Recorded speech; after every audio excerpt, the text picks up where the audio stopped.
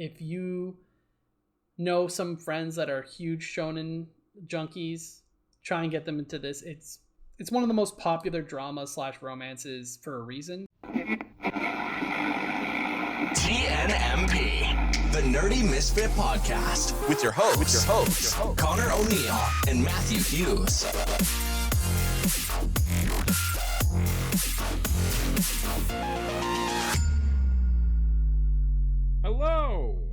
Hello. Is this on? Is this thing on? I hope so. Here we are, back at it again with our Nerdy Misfit on the go. On the Nerdy go. Misfit away from home. Our remote podcast. The remote podcast episode. Well, hello everyone. Thank you for coming back to our longest running series, as we say that every single time we have one of these episodes. It is Anime of the Month. Dun dun dun. Yes, Anime of the Month. So if you're unfamiliar, every month we pick an anime to watch. It could be an anime Matt and I have never seen. It could be an anime one of us have seen, or it could be an anime recommended by one of you, the viewer. So feel free to drop a comment down below what you think we should watch. We'll add it to our list. And then basically we try to watch it with you guys, the viewers.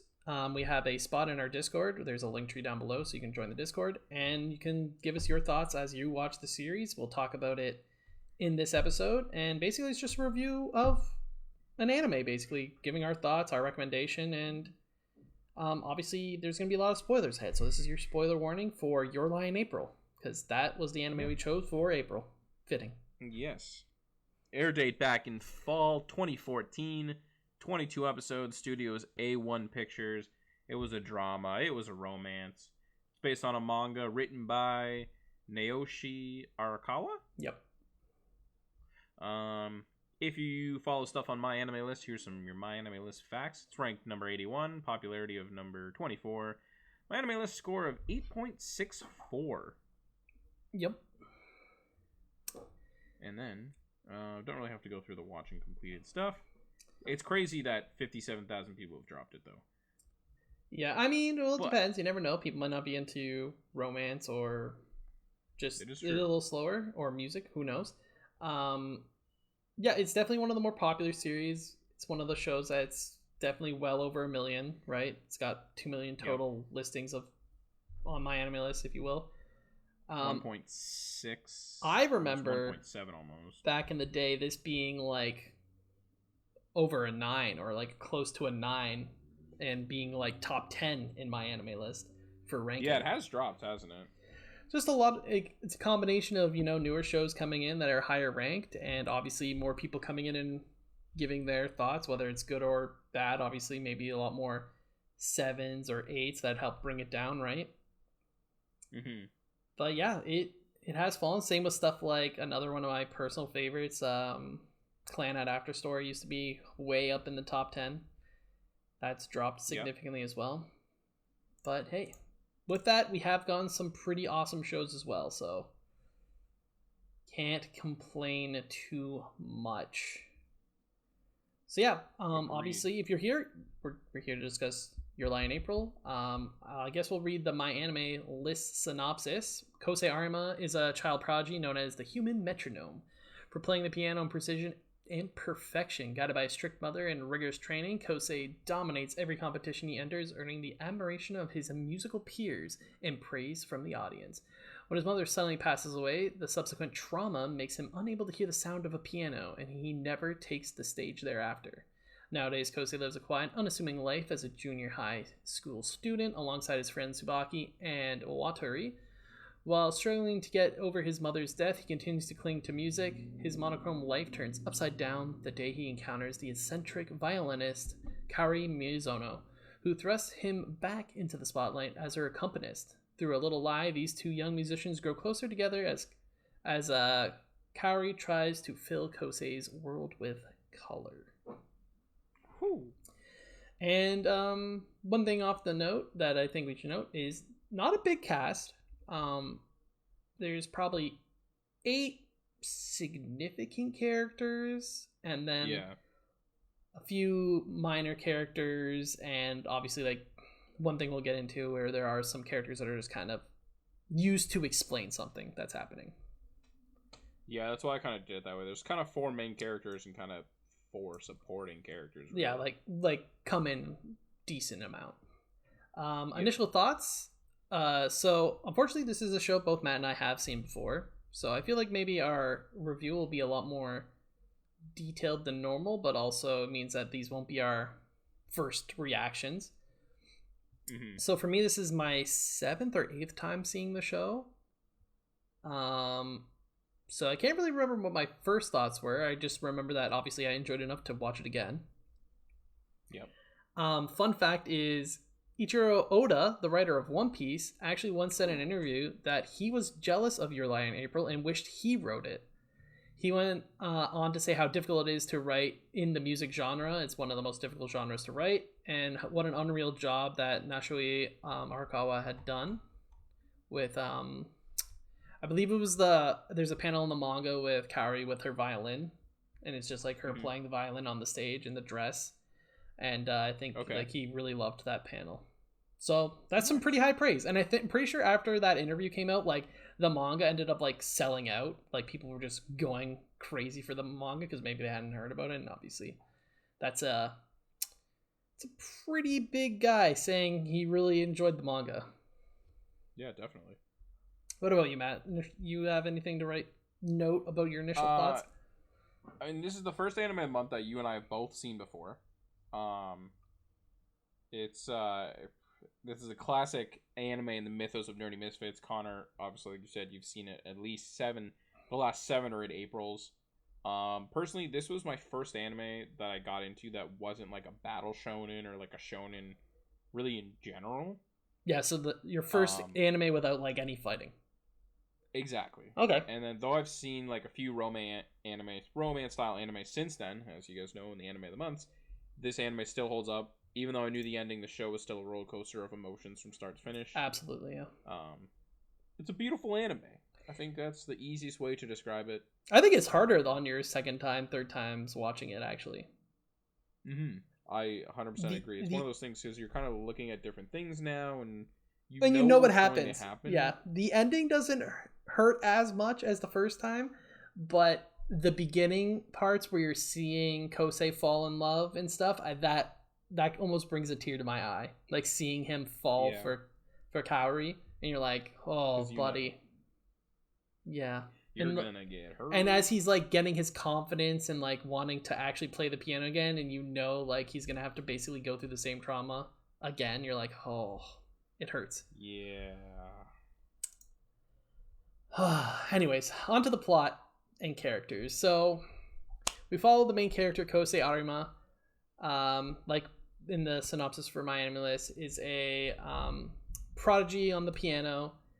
Is taught by his mother to only play the score as written, which causes him to be almost like a robot-like pianist and emotionless, which a lot of people bring up while we get a lot of flashbacks as him as a kid. He does this all to make his mother happy, and after losing his mom, loses the ability to hear the piano, and that causes him to abandon playing the piano overall. We jump 2 years into the future, where he ends up meeting the violinist Kaori, who inspires him to play the piano once again and return to performing. Kaori confesses to Kosei's friend Watari, which we'll get into when we go into the characters, but she takes a liking to Kosei, nicknamed him Friend A. She breaks him out of his shell and helps him fall in love with the piano and music. The story has many ups and downs, multiple love triangles, tons of will he won't he moments, all while building our main back up just to see him potentially relive past trauma and the reason for playing the piano. The story has some pretty powerful themes covered throughout, such as grief, loss, depression, finding oneself, overcoming trauma, the power of music, love through connection, jealousy, and there's probably more that I left out, but it's pretty hard. Mm-hmm. It hits a lot of places. I'm sure for a lot of people, you may not be able to connect to all of those things, but there's something you can connect to for sure, I think, with this show. Yeah. You feel like I left anything significant on their plot there, Matt? No, I think, the love triangle really sums up a lot of it. You do see some of his old rivals return, and they do play a good subplot Mm-hmm. and the struggle of returning to something that you hold dearly, and like the downside of how people look up to you, both positive and negative. Yep. So for characters I wrote down, there's good solid cast, not too big, all have purpose, and pretty well all get some development of some sort if it's required for the story. Obviously, a main character is Kosei. For the most part, he kind of starts off like your typical anime pro tag, like the shy-ish nerd, quiet nerd character.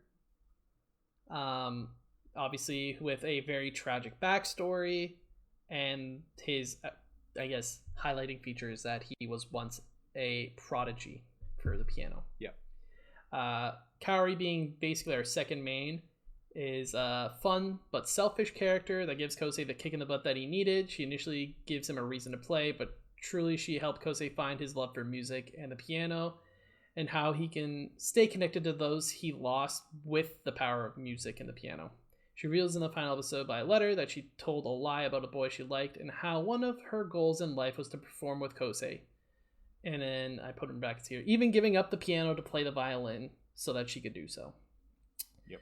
We got Tsubaki, who's the annoying, loud tomboy next door neighbor to Kosei, who has always had a crush on him, but didn't even know it herself. At times, I do find her to be a bit on the annoying side, but considering her age and the mental maturity at that age, probably makes sense. It's probably acceptable. Yep. Watari, supposed to be the hotshot soccer player, womanizer, the guy that all the girls like. This is also who Kaori ends up lying, saying she likes, because in her eyes it makes sense. It's a way to get close to Kosei, but also a lot of girls admit that they like him. And on the surface level, he does come off as obviously that womanizer hotshot, but honestly, in my opinion, he's a pretty great character when it comes to giving advice and letting his actions speak louder than words, especially when it comes to Kaori, like visiting her to the hospital, trying to get Kosei to go, knowing that that's what she wants more than seeing himself. Yeah. So I think he's a pretty solid character from that standpoint. Then we got the two rivals, Emi and Aiza.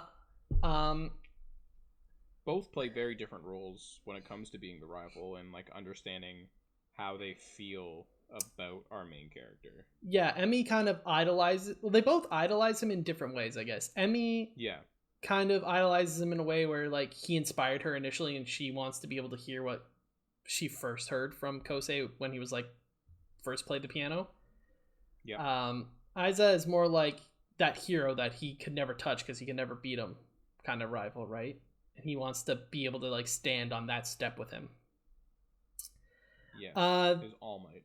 Yeah, and then we got Hiroko Seto, who is one of Kosei's mom's friends, who is also the pianist in the orchestra for Japan, I believe it was.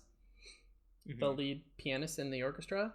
And she ends up being Kosei's teacher throughout this, and she's a pretty fun character, honestly. Like, she does have her own past issues she has to deal when it comes to Kosei, because she feels like it's her fault that he's going through all of it, or all the stuff that he's gone through is her fault, because she's the one who pushed Kosei's mom into getting him to play the piano.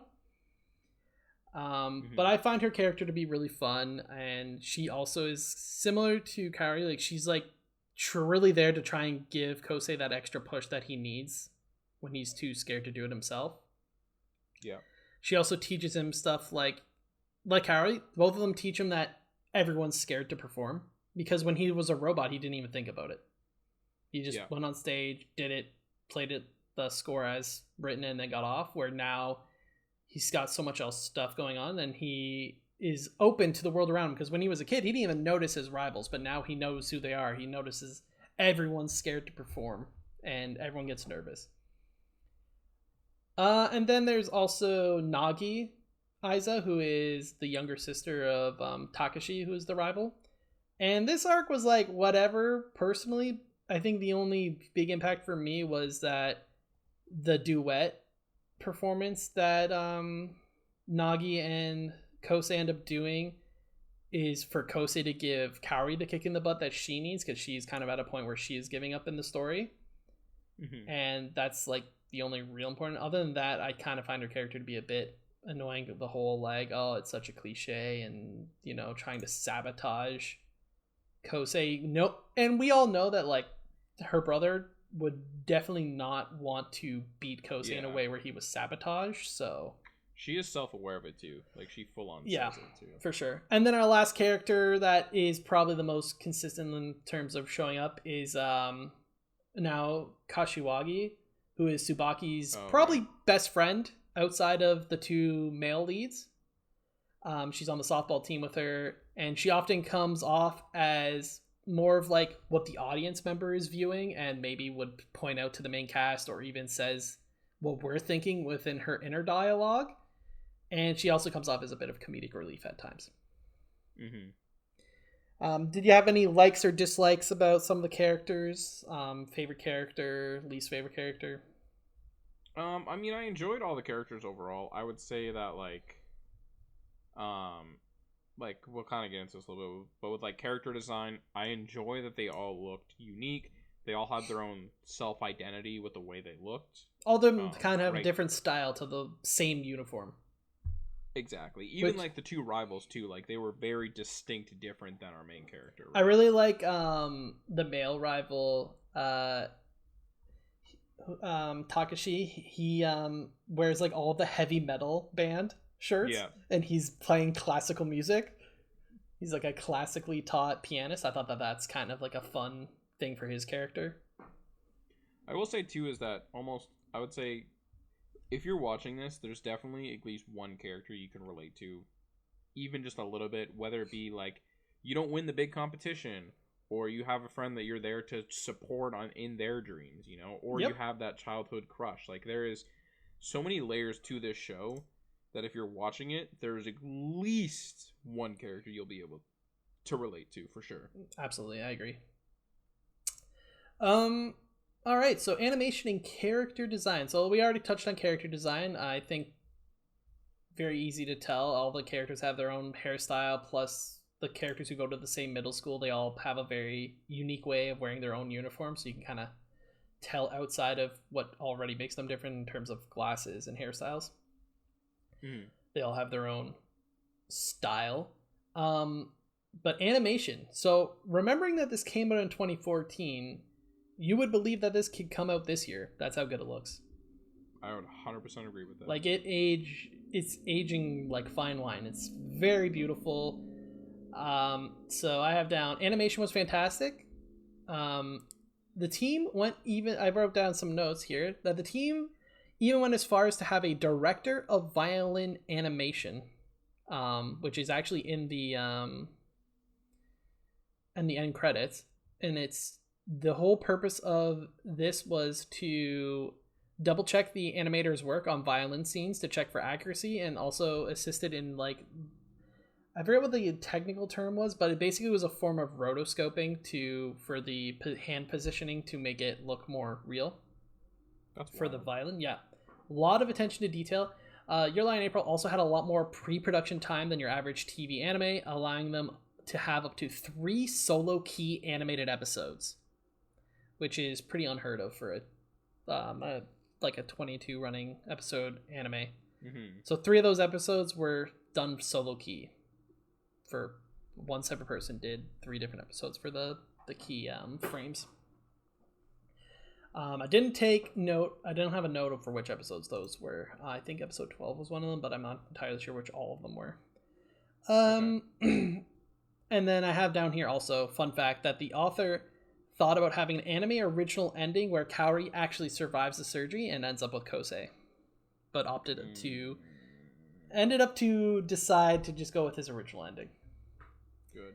Yeah, I agree. The attention to detail is in the show is great. I enjoy the focus of the characters' eyes to help them speak, and this also goes for both eye and face emotions. You don't often see anime characters with proper lips to portray emotions, which in this show you see it a lot, which is really nice to see because you don't have to actually hear them speak their emotions. Sometimes you can just read it on their face, which is really nice to see. Another attention to detail is they actually cut Kosei's glasses, part of his glasses out, so you can actually see his eyes all the time when you're seeing his side profile, which is just a nice little touch. The anime overall has just amazing colors, very vibrant, but when required, it really does a good job of sucking the life, if you will, out of the anime. In moments of like where Kosei feels like he's underwater and can't hear the keys, or during like the dark moments with his mom and it's just all grayed out. I think that they just do a fantastic job of having such a beautiful anime, but knowing when to just suck it out, and you really feel that. Like it almost gives you that cold sweat when you start seeing like the darker gray scenes come through. Yeah. And then I wrote down there's also the comedic art style, which is blends well with the show because there are a lot of very serious things going on throughout the show, and I think it does a good job of breaking that up and just giving you a little giggle or takes you out of that high intense moment for a bit, considering all the there's a lot going on. So from a plot perspective, have anything to add, Matt, for animation? I mean, like I said, each character had its own design to make it easy to follow who was who. The animation was really well done, captivated the viewers. Particularly for me, like the way they did their eyes were very mesmerizing. I think, especially with having the main characters like glasses, like cut out on the side so you can see. I think when you give your characters proper like facial movement to show emotions, it makes a big it difference. Changes the entire ball game. Yeah. Something that you kind of touch on, but I'll explain a little bit, is the background also itself told the story, and it connected to telling the story. Watching the seasons go by properly helped create the passage of time, which I feel like in more animes than not, it's hard to see the tell. passage of time with the background. Or they just like text like, oh, it's this much time has passed. Exactly. This show did a really good job of showing versus telling. Like, we saw, okay, so here's like the sakura trees, like the cherry blossoms. Okay, here it's raining. Oh, it's winter. And then it actually like properly, you're like, okay, time has genuinely like we've been moving with outside. Yeah, we did see it a little bit in this show, I will say, of like calendar days being crossed off, being like, oh, here's the special day, or here's the big day. Which like, is a good way of, a big thing. But it's used as a tool because there's actually event dates. Right? Whereas exactly. As opposed to just showing a calendar for the sake of being like, oh, look at how much time has passed. It's like, hey, we got this coming up in 4 days now, and you're like, oh, okay, so they've been practicing for like a good couple months at this point. Yeah, exactly. All right, moving on. I'll let you take it away for some music. Yeah, you got a lot more notes than I do. I did keep it pretty simple. Music, both the intros. Chef's Kiss, amazing. Absolutely. First intro is obviously a little bit better. I mean, Goose House did amazing with the first intro. Oh, unreal. Holy Mother did great with the second intro, but that first intro, that iconic. First like 5 seconds, iconic. You're like, I know what this is. Yeah, it's a bop. It's a bop. And I didn't write this, but obviously, it's a music-based show. The music throughout is just phenomenal, and the visuals help share the story of the music, and the music helps share the story of the visuals. Like, they are so linked up, which is amazing. I've seen another piano style anime. I want to say it's called like Forest of Piano. Okay. It's still like obviously piano based, but it's not the same feel. Like, it's cool couple shots with the piano and stuff, but this, like, the music pushes the story that extra step, and the fact that it's not always the same song either. I would say this show does have a good amount of repeating of a few tracks. Yeah. But I think it's the way that they handled the blending, though. The blending of, because obviously this show focuses a lot on competitions, piano competitions, where they're playing classic music, which we've all, maybe you haven't, but obviously people have heard some classical music before. And I think the cool thing is, if you are a bit of a music buff in terms of classical music, I'm sure there's like the music that him and Kaori end up doing for his mom's send off is like, I forget what it's called. If you don't mind looking it up, Matt, while I blabber on. Yeah. How would you phrase this exactly? I would describe it as the You can do the classic song that Kaori and Kosei are supposed to do to send off Kosei's mom. See if they'll pop up for that. Like the final song? It's not the final song. It's like the song where Kaori ends up in the hospital and he has to do the duet by himself. Yeah. Come on, keep babbing. I'm gonna see if I can find it. It ends up being it's the song that his mom played a lot for him and he was able to do it off of memory. Yeah. But yeah, like I was saying, I'm sure there are a lot of songs choices that people who like know a lot about classical music will be like, oh, that was a good choice for this, or then maybe they'll pick up on things that people like us won't. Another thing that I was mentioning is the flow of classical music into the OST. I thought was done extremely well because a lot of the OST starts with like just piano. Oh, Love Sorrow. Love Sorrow. Yeah. As soon as I saw it, I was like, we should know that. That's such a common... It said so much in this show. And it's a perfect, like, choice of song, right? Like, even just by title. You don't need to know anything else, but, like, for the emotion of that moment. Even just that title alone, like, speaks volumes to, like, that moment. Because that's when Kosei ends up basically realizing he doesn't, his mom isn't there to, like, torment him. It's kind of like that moment. And his mom is with him when he's playing. It's a way for him to connect to his mom. That's what piano can do. It can bring his mom back to life in a sense, right? Like, because he can bring back the playing he used to hear as a kid. Yeah. So very beautiful. But yeah, the way the OST flows into just the piano into whatever the track ends up being is really nice. I wrote down that the one song, Yujin Akun wo Watashi no it's got some ridiculous, it's like actually all in kanji, so this is the English translation. Yujin Akun wo Watashi no Ben Sosho ni Nimishu Moshu is like the song that they play probably the most for the OST. And this is the one that like starts slowly with piano and has like the long pauses. It just gives me goosebumps when I hear it outside of the show, let alone during the show. And that's probably the most iconic song for me for the OST. But obviously, like you mentioned, the Hikaru Naru by Goose House is just truly an iconic opening. And if you haven't gotten the chance, I would highly recommend checking out Mother's Basement's video on what's in an OP for Your Lie in April, where he breaks down like the meaning behind a lot of the sequence of the opening. So all the video elements of it, and it's a really, really well done video and shows you just even more so how much attention to detail went into this show in just the opening alone.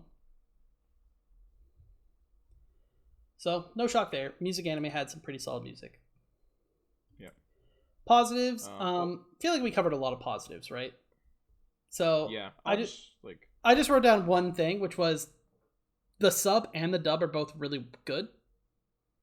You can't go wrong either way.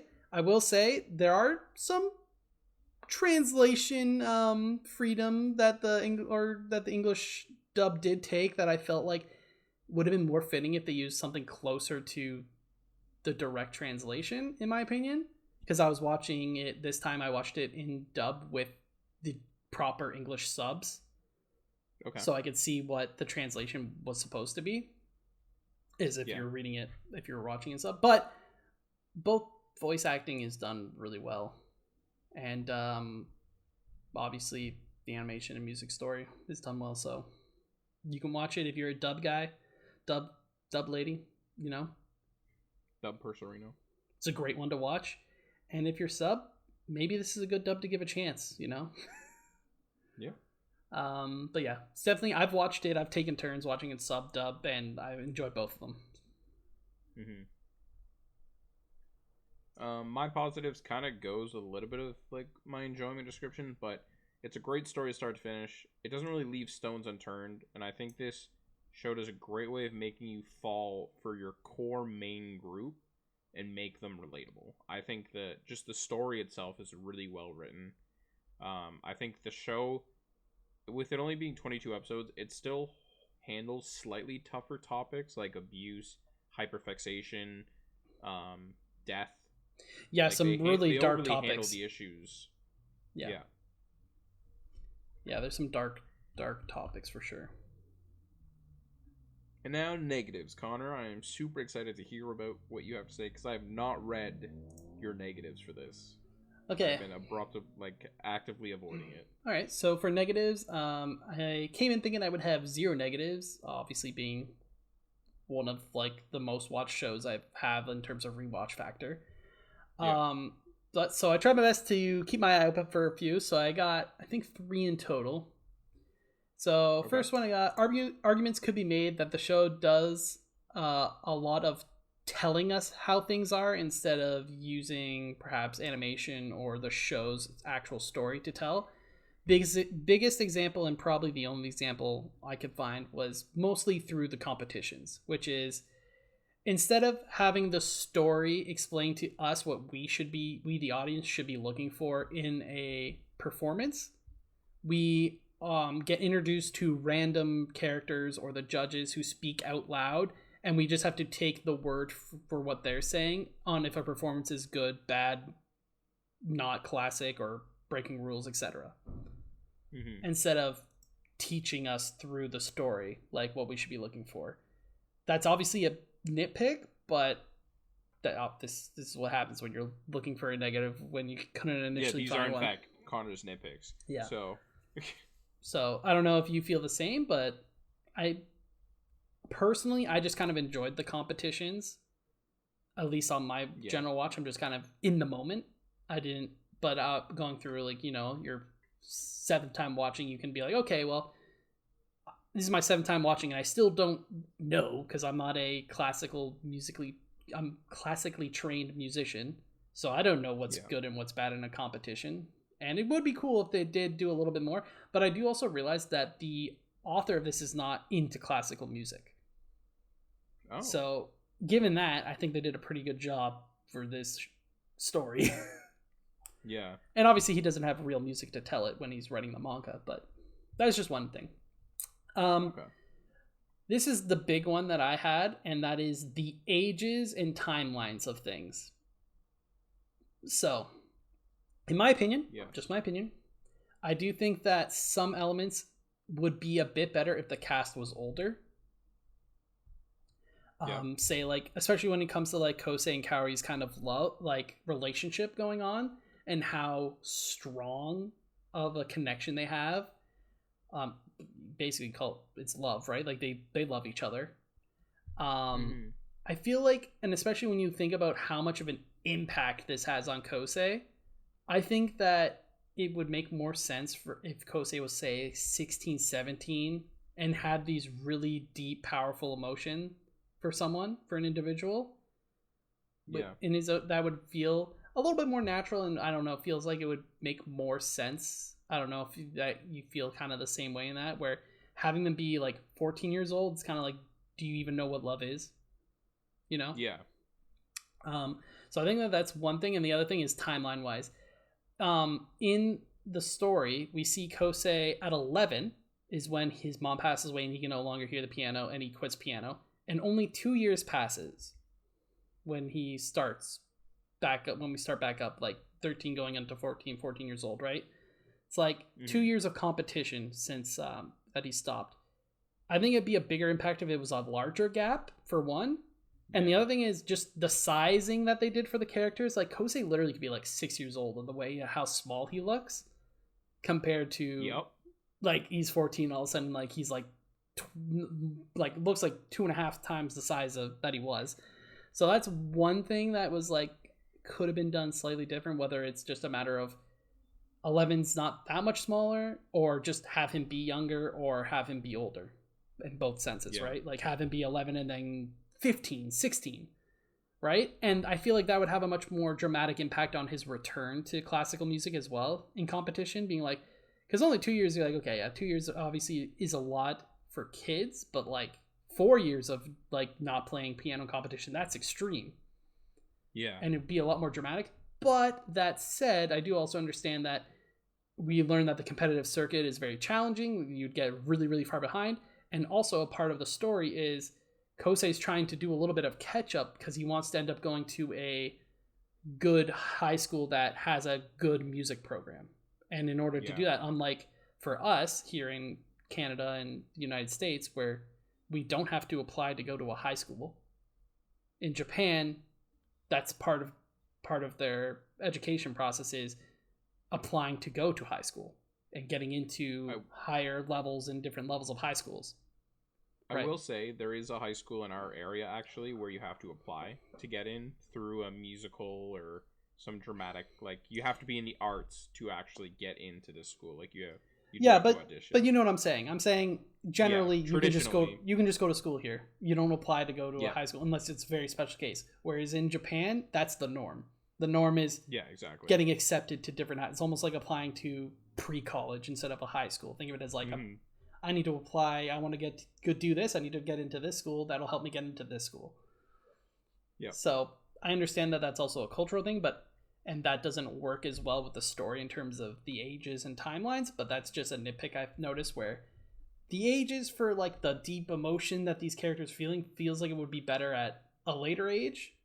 But obviously some of them like Tsubaki, her whole coming to terms with her liking Kosei, that makes sense for like a 14, 15-year-old girl. Not realizing / not understanding her true feelings and stuff like that. So there's elements 14. Of it making sense and not making sense at the same time. And then my last one is, where the heck is Kosei's dad? Classic anime trope. I know it's an anime trope, but also it's not... The typical anime trope is just like, oh yeah, my parents aren't here, they're out business work. But like Kosei actually has gone through some pretty crazy stuff. Yeah. So it would be nice if even we just got heard something from the dad or like had a flashback where like, you know, because when we come into meeting Kosei, he's accepted his mom's death, but he hasn't worked through it. You know what I mean? Yeah, exactly. Like he's okay with going the rest of his life never playing the piano again and just doing whatever. It's just that he's never worked past his mom's death because he does want to play the piano or to show that he can play the piano and that he didn't have to give it up because of his mom's passing. It would be nice just to see that his dad has noticed that his son is in a good enough place for him to be off working on business trip. That's all. Because if we get that, then you can be like, okay, I see why his dad's not there. Or like a call to check in to be like, how are things going? Something. Yeah. Because there are a few times where he's just like in the house by himself, like having like a mental breakdown.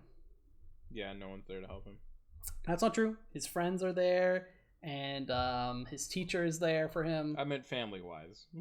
I mean, we could say that Misato is basically his family. Yeah. But yeah, those were my nitpicks. I'd say I found 3. How about you, Matt? That's fair. Again, this is very nitpicky, but I would say with the animation, there are like the rare shots where it's more like a freeze frame with narration, and for me, I'm like, it just stays on the shot for too long. It's good in most parts. I was gonna say, I feel like some of those moments, were impactful moments, most of right? Them are fine, but occasionally it would just freeze frame for just like a couple seconds too long. Again, this was me trying to find nitpicky thing. One that you kind of covered is, for me, everyone just aged so much in 2 years. Yeah, they're like they tiny. Went from like 2 feet to 5. Like, it was wild. Yeah. Like, if you were to tell me, similar to what you said, if you said they were like 7 or 8 and now they're close to 14, all makes sense to me. Yeah. But I swear, they were literally like toddler size and then teenagers in 2 years. Yeah. That's definitely one nitpick that I feel like is fair. Mm-hmm. And I feel like before we move on to our enjoyment and final thoughts, let's throw it over to Nerdy Misfits Gaming's for theirs. Okay. That was a good one. That was a good anime. I would say it's probably the first non-shonen show that I have watched that has really kept me kind of interested, and I enjoyed kind of the whole show from kind of start to finish. I think once I started it, I was done the whole show within two or 3 days. I remember starting on a Friday and kind of by the Sunday was already done. I did not have any idea of what the show was going to be about before kind of going into it. The only thing I knew was that it was a highly anticipated show. Shouldn't really say anticipated. A popular show or anime that is on top of a lot of people's lists, their top anime that they like. So that's kind of it. I thought the art style was very good. The colors were nicely portrayed throughout the show. Overall, it was fairly like a brightly colored show, with a few kind of darker moments, and that he kind of really reflected that in the little bit of a darker shades. But overall, I would still say it was still a fairly bright show. The animation was nice and smooth. I didn't feel like it was choppy in any way. Everything kind of blended together very nice. The music was amazing. From the background music to kind of like sound effects that were kind of reflected what was happening during the scene, to all the classical music that the characters were kind of playing throughout the whole show. Now, I'm not a musical person myself, let alone a classical music person, but I could tell they've really put a lot of effort into getting the music right and to getting the music at that really high point of the show. Biggest thing I'd probably enjoyed about the show is kind of following the process of watching someone rediscover their love or enjoyment for music. It is kind of a little bit of a sad story once you learn for why the main character kind of starts to go downhill when it comes to music, but the process of the main character of Kosei learning to fall in love with music again, also while falling in love with his first like kind of true love for a girl who was kind of helping him with that process. I thought it was a neat little way to do things, and I enjoyed that quite a bit. The one thing I would say that'd probably be like a little bit of a negative to me, it's not that big of a one, but I thought for some of the characters, their age might have been a little bit too young, especially for Kaori. I'm hoping I'm saying that right. I'm sorry if I'm really bad with names. I know she's supposed to be a little bit more kind of mature when they kind of bring her in a bit, but they almost feel like they're a bit too mature, especially her.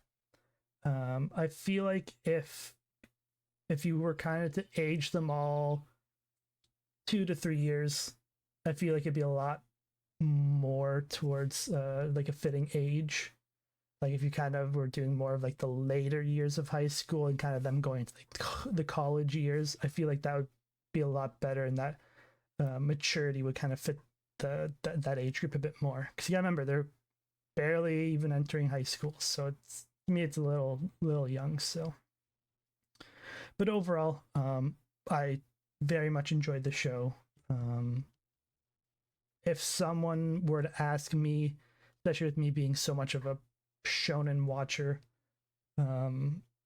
what kind of is a good first show to watch that's not a shonen, I would probably say this one for Your Lie in April. I gave this one a 9 out of 10, and I recommend it for anyone to watch, not just non-shonen people. It's just overall just a great anime. Thanks guys. Matt, take her away.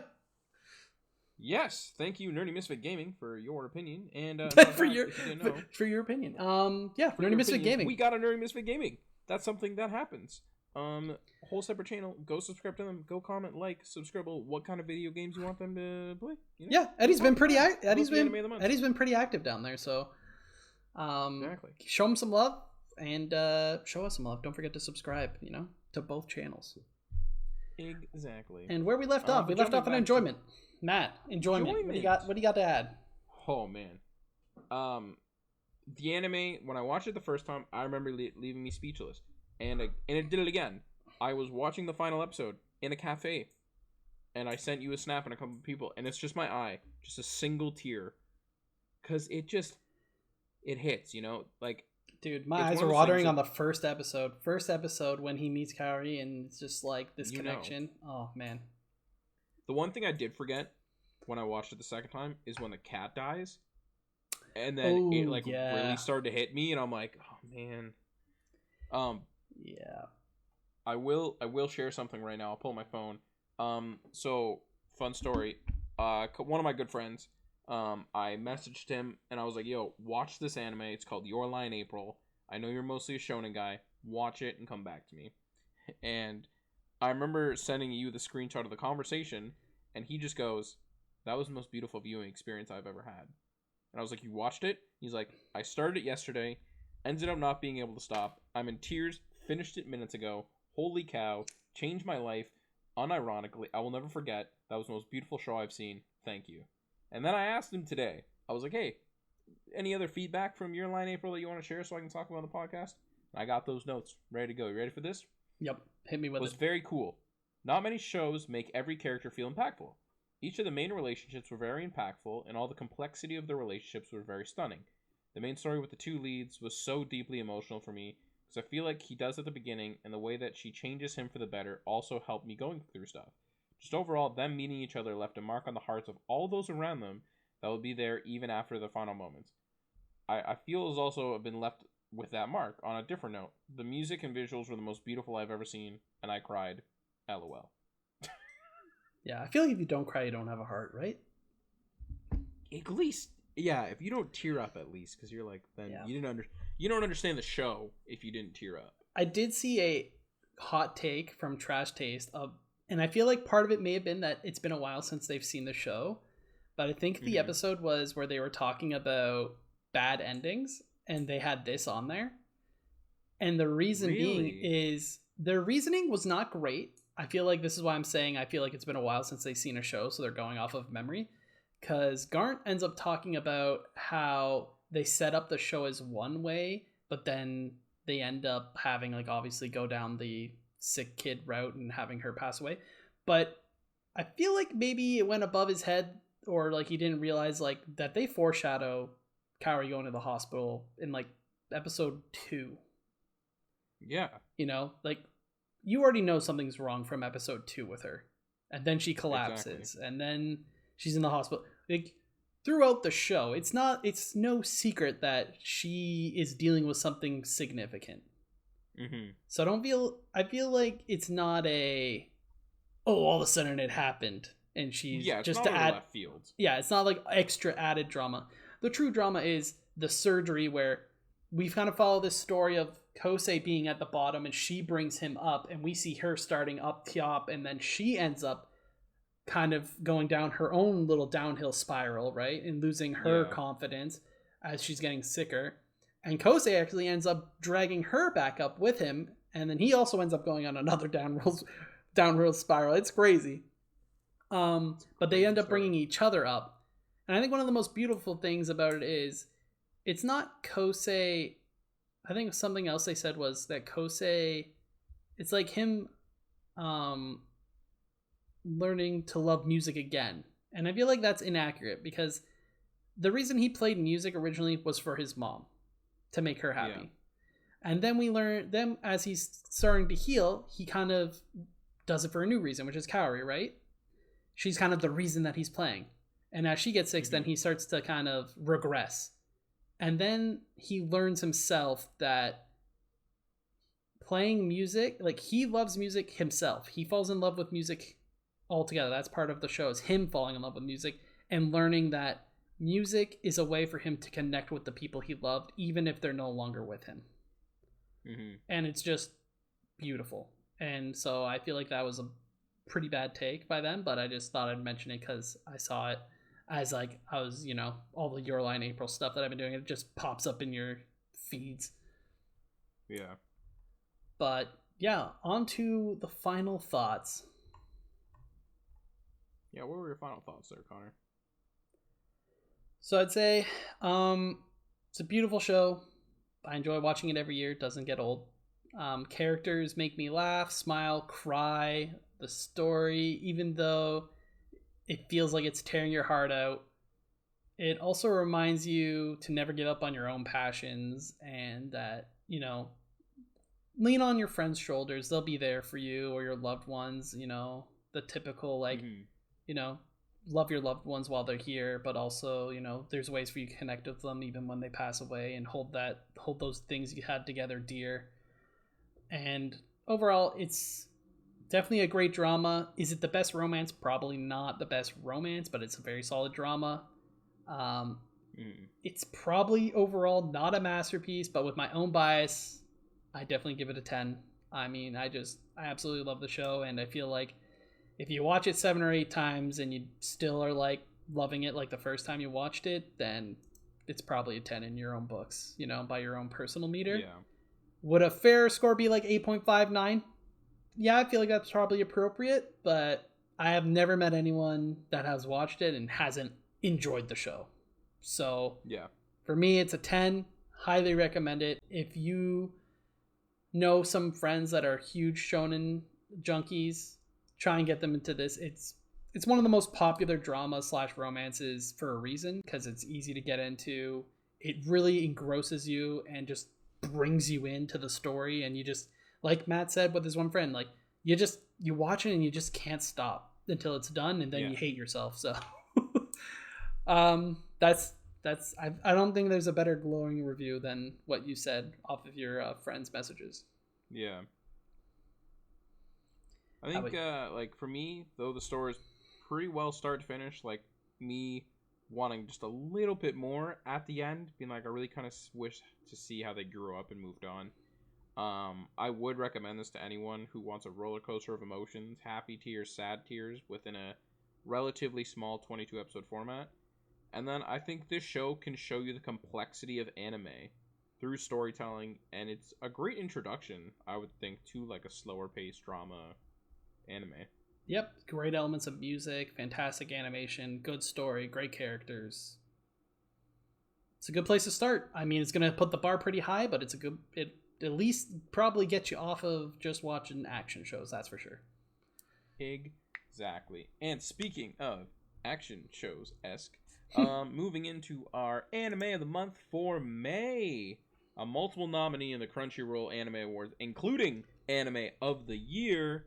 Yep, big one. Dungeon Meshi, aka Delicious in Dungeon. Yes. Obviously, air date winter 2024. It's 24 episodes. It's done by your boys Trigger. It's adventure, comedy, fantasy, gourmet. Rank is 98 on my anime list, sitting at a popularity of 515, which whatever. My anime list is 8.6. Yep. Okay. You want me to read the description here? Yeah, give it a go. Alright, you've started this, so I don't know what the main character's, if I'm going to pronounce this main character's name right or not. But, Adventuring Knight Leos Tudin? Sure. Leads a small party through a seemingly endless dungeon. A subterranean maze full of dangerous monsters and precarious traps. Though, the use of advanced magic and explorer can sometimes be resurrected, allowing them to learn from past mistakes and transferring the dungeon another go. However, when a powerful dragon eats Fallon, Leos' spellcasting sister, she sends her brother and her companions back to the beginning to save them from their permanent ends. Though strapped for cash and equipment, Leos resolves to fight his way through the dungeon and rescue Fallon before she can be digested by the dragon. Despite some of Leos' allies abandoning him, 2 remain by his side. Elven mage Marcili Donato and halfling locksmith Chilchuck Timms. Due to their lack of funds, the party faces the daunting prospect of starving before being able to complete their quest. However, they find salvation in Senshi, a dwarven warrior with a passion for cooking and safely eating defeated monsters. With Sentry's culinary expertise, Leos and his companions struggle through the dungeon while learning about gourmet dining and each other along the way. Yeah, I haven't started. I've seen a few episodes, but I haven't watched for a while. I think it's Laos. Could be Laos. Can't remember. It's only been a few episodes. I am excited for this one. This is one I wanted to watch, but I held off just in case it was. Yeah, I've only seen a few eps, and I do love Senshi. He is absolutely hilarious. So Very excited for us to watch this one. I haven't seen it yet, so I'm super excited. I'm excited also to see what some of the boys from Nerdy Misfit Gaming think about this one, because I think they'll enjoy it as well. Heck yeah.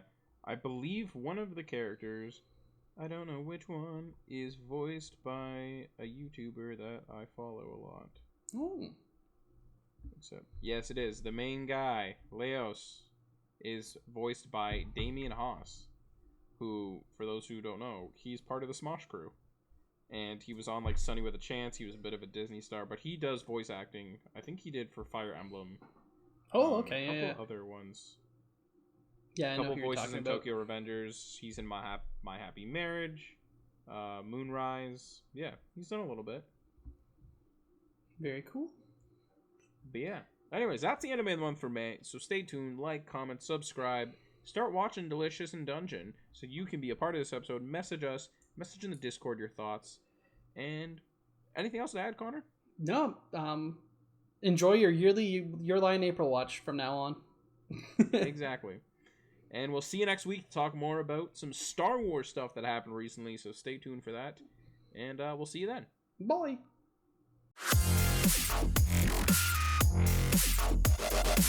TNMP, the Nerdy Misfit Podcast. Don't forget to join the island by dropping a follow. Thank you, and see you next week.